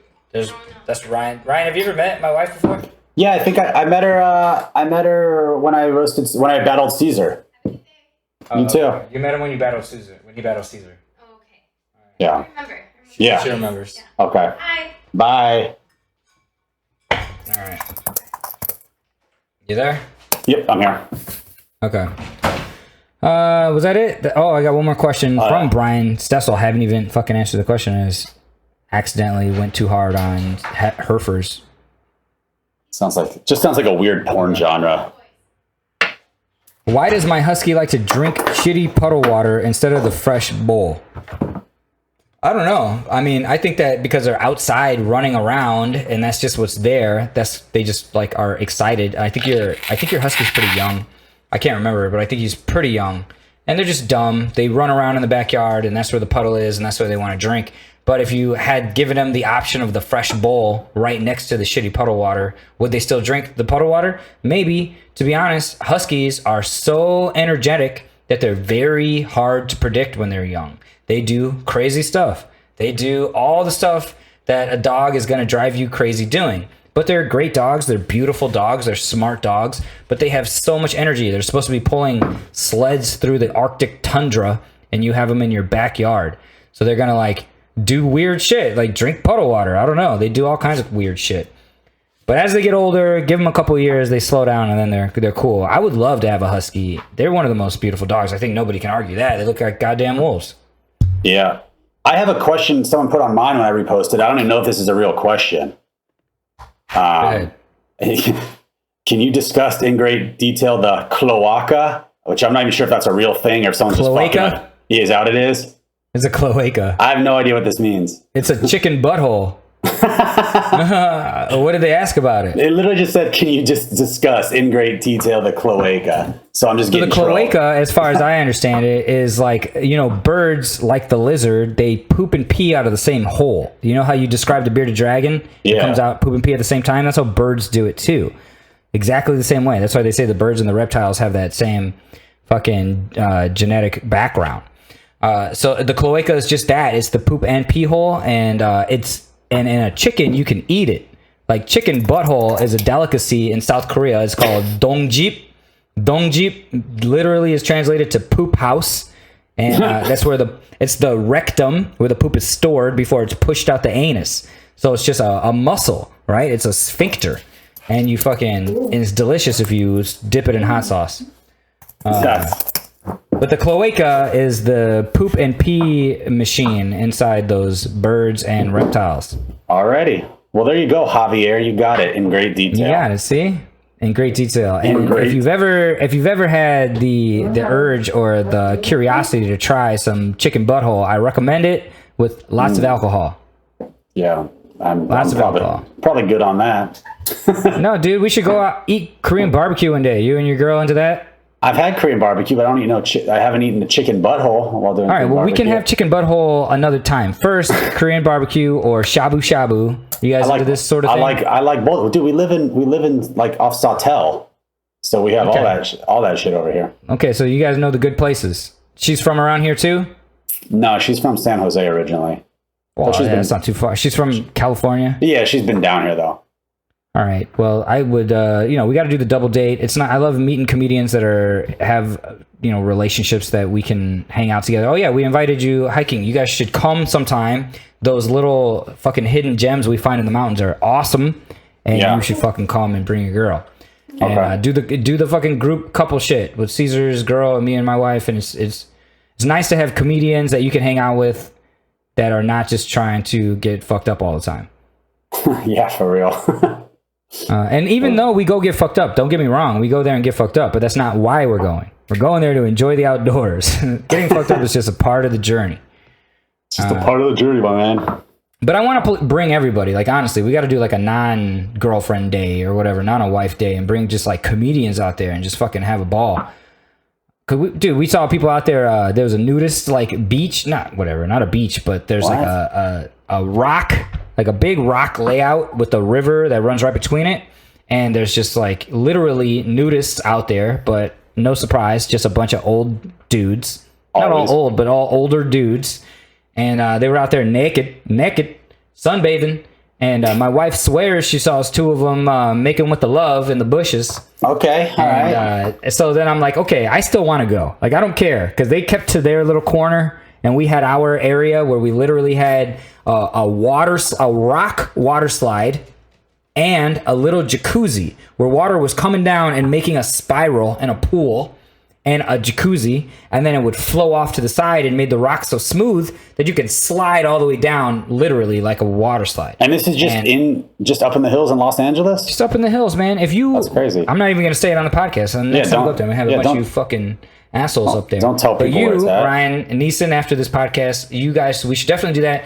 Man, I would like to do that shit tomorrow. I went back to work on Monday, and it is depressing being back on that fucking routine. And I have a great schedule at work. I do 4-10, so Monday through Thursday, I have Friday, Saturday, Sunday off, and it's great. And my job is piss easy, to be honest. I'm just like not worried about that. I just don't like being somewhere I don't want to be all day. Do you know what I mean? Yeah. But as far as jobs go, I can't complain. Cannot complain. But, I don't want to do this shit forever. So let's make the podcast take off, everybody. Let's make the podcast take off. Buy that goddamn cat water fountain. Even if you don't have a cat, guys, maybe you just get it for yourself. Just get it for yourself. And I know that I'm not going to make a ton of money off of it. Like, I watched all these monetizing videos, and you're never going to make a ton of money off of shit like that. I just need to get better at monetizing, and I need to like fucking figure it out. So let's start somewhere and see what we can do. Go to Amazon. Go to Amazon, put a cat water fountain in your cart. Even if you don't buy it, buy other stuff in that same cart. Did you know it works like that? Do you do any shit like that? So I knew a bunch of guys before that would like kind of did the same thing, and they'd take it even further where that would stay in your cart, that cookie, until you cleared your cookies. So whenever you bought stuff for like the next 3 months, until you cleared your cookies, it stayed in there. So everything you bought. Yeah. How do I do that? I don't know. We could talk those after. guys. I'll tell you. Right. No, I don't mind, dude. I'm not trying to push nothing that I wouldn't buy myself, you know? So if you want to, and you shop on Amazon anyway, it don't fucking hurt you, motherfuckers. Don't be shady. Trying to make that trillionaire money. Just trying to make it out here, dude. I'm trying to make it, and it's whatever, man. I'm glad that I have the job I have. I've actually had, since this Corona shit started coming back around, you know, like we're able to reopen. They're in phase 3 or whatever the fuck. I got 3 job offers. Like I keep a resume out there. They are hiring right now, man. The economy is back up. The fucking stock market's doing good. They are hiring. Bro, this shit makes no sense. There's no reason the stock market should be back up. Dude, I don't give a fuck what reasoning is. I accidentally have a 401k because some job gave it to me and it's doing good right now. I accidentally have a 401k. Like, I didn't even know what it was. They sent it to me in the mail one day and I just kind of put it to the side. And then one day my wife is like, you should probably check this out. So I like logged into my profile, which was already 2 years old that I was supposed to be logging into. And like just updating it with my own like contact information. And I was like, holy shit, I have money. Where did this fucking come from? And then we lost a bunch of money because I left it, and then it went way down during the COVID. And now I'm like, I don't even want to look at it right now. I'm afraid. It's probably almost back. It's probably almost back. I'm afraid to look. I'm going to look today. But I'm afraid. I believe in destiny and shit. One time I was in South Korea and I was at this bar that I used to hang out at. I used to hang out at this bar. We're about to wrap up here, and I don't know why I'm ending on this story.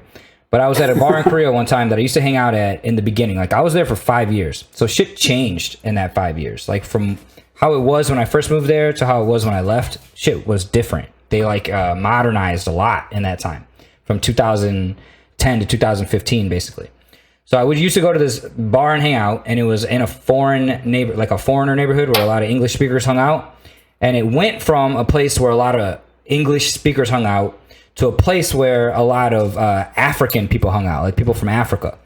And I didn't give a shit. They had cheap beer. It was like $2 beers. So I didn't care. But eventually it came to a point where I didn't know anybody there anymore. It was where I could show up there on a Friday, Saturday night, and I'm going to know somebody. Then it went to a point where I didn't know anybody. And one day I'm sitting there drinking my beer by myself. I think I was writing jokes. And some random girl comes up to me and like taps me on the shoulder and whispers in my ear. She's like, God has a plan for you. And walks away. All right. And I was like, what the fuck was that? And I thought she was just fucking with me. And I was just like weirded out. It was just weird. It was nothing more than weird. And then later on, fast forward 10 years, I'm in Chicago doing stand-up. And I'm doing stand-up at this fucking bar. And it's like a brewer, a tap brewery, where they have like all the taps on the wall. And you just choose one and pull it. You give them your credit card at the door and you just like pay at the end. And I'm doing my little bit. I'm doing my show about how I hate working. I don't I don't mind that I'm a hard worker. I'm not lazy, but I hate having a job. I have this whole bit about it. And after I got off the show, these 2 dudes approached me at the door, and I'm just like weirded out. Like, what do you guys want? And they're like, hey, we just want to tell you that while you were up on stage, we saw God's light shining on you, and we just want to pray with you right now. And I'm like, what? And they're like, you were up there talking about you don't like being stuck in a job, and it's because God has a plan for you to be an entrepreneur, and God wants you to go out there and help a lot more people. And we just wanted you to know that. And we just wanted to know if it was okay if we pray for you or pray with you right now. And I was like, sure. What are you guys do? You know what I mean? Yeah. I'm just like, sure, whatever. So they pray with me, and I'm super cynical. I'm like, I have a crooked smile. Like, I'm kind of laughing at these dudes. But I'm also in the back of my head thinking like, all right, let's pretend that I'm not who I am, that I am who I should be, and that I did grow up Catholic, and I did grow up with like God being a force of one thing or another. And all these things come to me honestly while I'm doing stand-up. So I figure as long as I'm doing stand-up and random people keep telling me God is happy with me, I'm going to keep fucking doing that shit. Yeah, that's the way, man. I mean, I'm not one to believe in stuff like that, but man, there's signs like that keep pointing to you. You got to go with it. Yeah, I believe in signs, like God or not. I don't know, man. I believe in signs. Like if I'm ever driving down the road and I'm listening to the radio and a song comes on and talks about some shit that I'm like looking at, I'm like, all right, I'm not dead. I'm alive. Shit makes sense. Yeah. But I could be wrong. Maybe that's just the simulation, you know? That's how they trick you. That's a whole nother podcast. You're right. The simulation. We're about to wrap up here. Oh, I got one more segment. It's how do you feel about eating animals? Do you feel like it's good, bad, immoral? Like what? I mean, just any animal in general? Eating animals, period. Like killing something and eating it when you have another option. Yeah, man. I mean, I eat animals, so I can't. I mean, I obviously pro animal. I eat steaks, I eat pork, I eat chicken. But do you feel like it's wrong? No, I don't feel like it's wrong. It is funny because we get into this thing where, like, you know, they eat this and they eat this in other countries, but it's like, how can we judge them based on what we eat? Like, how can we say that's not right to eat that? You know what I mean? People eating like dogs and bats and shit? Yeah, I think I would never do it. I don't think anyone in America would do it, like, as a thing. But other countries, man, how are we supposed to judge them based on? I mean, they have a different life than us. I definitely agree with you. Like, I learned that in South Korea, people eating dogs. Like, at first, I judged them, and then later on, I'm like, whatever. I eat fucking animals. They eat animals. What's the difference? Just because it's not cute. Like, it doesn't make any sense. I mean, I can't. Yeah, exactly. We've never had to walk. As far as like eating animals, and because it's a segment in the podcast, I talk about it all the time. And I think like even somebody like, I eat animals. I fucking eat animals, even though I'm aware that it isn't completely moral for me to eat animals without feeling a sense of guilt. Like, I should feel a little guilty, or at least appreciative or respectful of the situation that something had to die for me to eat this. And in reality, if I was the one to make the decision, if I had to kill the chicken or the cow or the pig that I'm about to eat, I might not, right? I might choose to go eat a fucking salad or a tofu burger or whatever the hell, because I don't want that blood on my hands. But the fact that I'm gonna go to the store and buy it kind of makes me a coward. But I love animals and I love eating animals. I'm not gonna deny it ever, and I'll continue to eat animals, and I'll continue to like feel like I have a little bit more awareness about what I'm doing than people who don't consider it. Do you know what I mean? Yeah, no, I mean, like, it's one of those things. Like, if you had to show me, like, if it was like a nice steakhouse, like, if you had to bring out the cow first to show me, I'd probably be like, I'll go with the salad and the soup.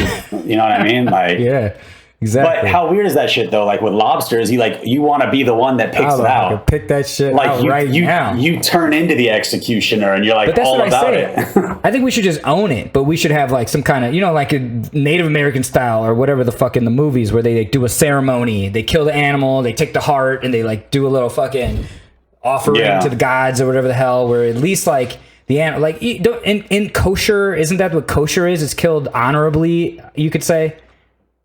Like the goat's neck is slit in a certain way. I mean, I'm Jewish. I'm Jewish. I should know more about this, but like, I'm like pretty sure like kosher is like literally it's hung upside down and it's like all bled out. Like there's like a special. I don't know. Hold on. Now you fucking. I'm the worst. I'm putting you on the spot. Man. I'm the worst. I'm surprised that you don't know this just based on roast battle rebuttal research, bro. I know because I know no one's gonna go into kosher jokes. No, I would, dude. If we ever battle, I'm doing kosher jokes. That's good. It's inevitable. One day we're gonna battle. It's inevitable. Good luck on that joke. I won't even need a rebuttal. The audience would just be like, "Huh? What the fuck?" I'll be like, "You're about as kosher as a dill pickle." That would work right there. So stupid. I did. I battled because nobody would know. They would laugh. I battled Jake Trimmer this weekend, and I had a joke. I was like, Jake. I was like, Jake, you fat Jew.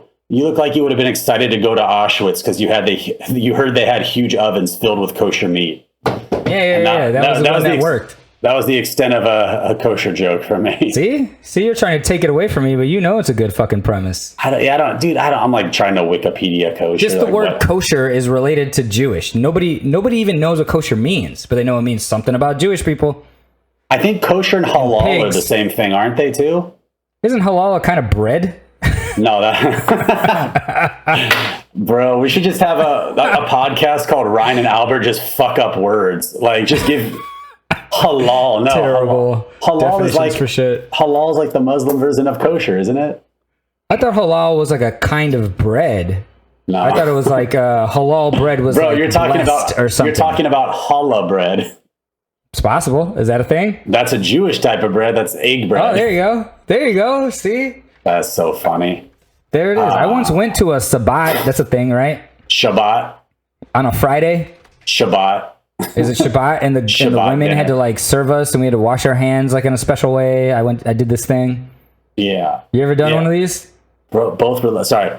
Quick slaughtering techniques that cause the animal the least amount of pain. That's kosher. There you go. Humane. Yeah. Kosher law prohibits shellfish, land animals with scales, birds of prey. Okay. Can't eat any vultures, I guess. But that's the funny thing. Like, like all these rules, like No you can't eat pork. The whole reason for that is because people used to eat that and not cook it and get sick. And die. So that's why they made these rules. Dysentery. Yeah. Whatever. Yeah, I'm sure. I'm a Catholic dude, and I don't. I eat meat on Fridays during Lent and shit like that. Like, it's just whatever.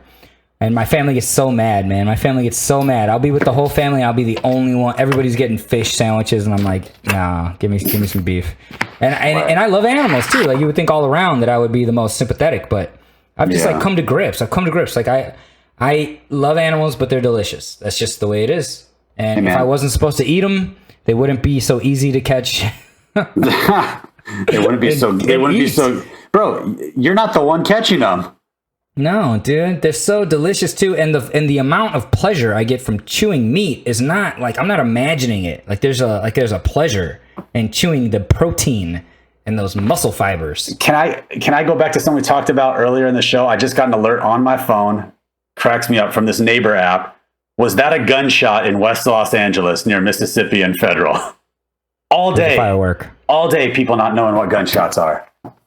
That's all it is. That's a good thing, right? I think America is afraid of a lot of shit that doesn't exist, to be honest. They're afraid of a lot of things that don't exist. And as much as controversy as it might seem, like, even right now with all the shit going on, you could imagine very short from now, everybody's going to go back to exactly the same shit. Like, if I have to predict 6 months from now, and let's just pretend COVID, like, we've gone past phases and steps, and we're all back to school and back to work, and everybody's back to whatever they were doing.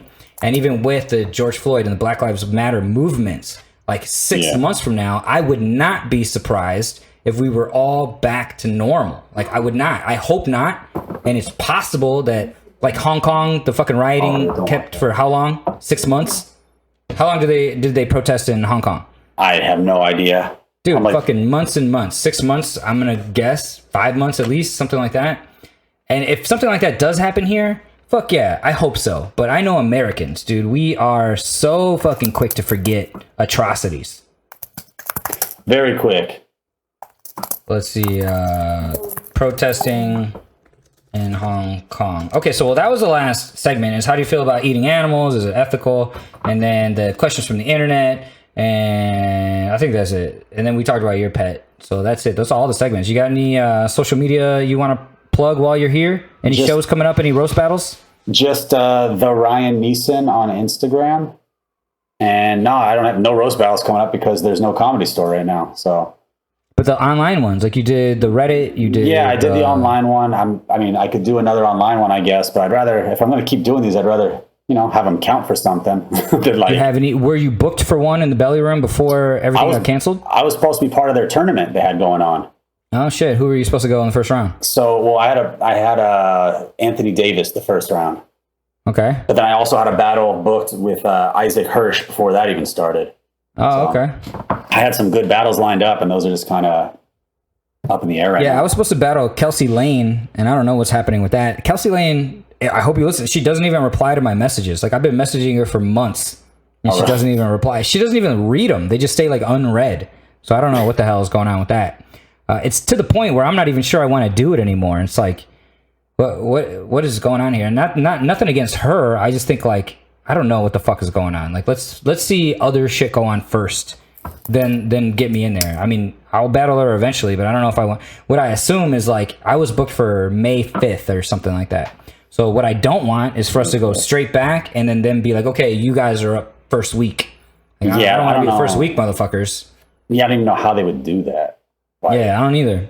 But as long as I keep doing the online thing, like I did the one with Reddit, and then I did another one that's called Roast Me Live through It was the same one with you, right? You were on both of the fucking online ones I did? No, I was on just the one last week. Okay, so that's the one I did with Rebecca Rush. But then I did another one where I roasted Greg Roke and some guy named Kameo, maybe. No, Tamer. His name was Tamer. He's a New York comic. He was on like Last Comic Standing or something like that. So what was that one? Online one. I didn't see that one. It was on something called Live Me. Live Me? I think it was called Live Me. And it was like the weirdest, and not to talk shit, but it was just the weirdest setup. It was like a random, not random, but an open chat room where people could join, right? Oh, so the whole strange. game was that you give out these tokens or diamonds or gifts. So how you attract people to your room is by giving out these tokens, diamonds, or gifts that are worth like some other kind of prize later. Like you buy like upgrades. You buy these upgrades, and it's weird. Like you get different emojis and different gifts and different like animations if you keep getting these upgrades. So you attract like random people to the room. So at one point, there's 1,000 people in there, but 700 are in there not speaking English and are just there for the free diamonds that the host is giving away. And those people can chime in at any point, and they can send a fucking weird animation across the screen in the middle of your conversation. And it was just like all like dings and bells going on. It's like a Japanese game show. That's what it was like. It's like a pachinko room in Japan. Yeah, and just all this shit going on. But it was fun because Greg Roke, right? Yeah.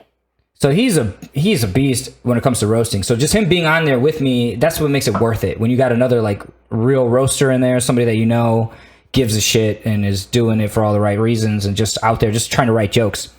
And I think that one day I'll end up writing for Greg. I know one day we'll roast for real in the belly room. I think. Yeah. So I didn't use the best jokes I wrote. Don't use your good stuff. No, I saved them, and so he ended up winning. And I was just like, okay. But he told me he wrote all the jokes for me off the top of his head during the show, and I'm like, all right, maybe he did, maybe he didn't. I don't know.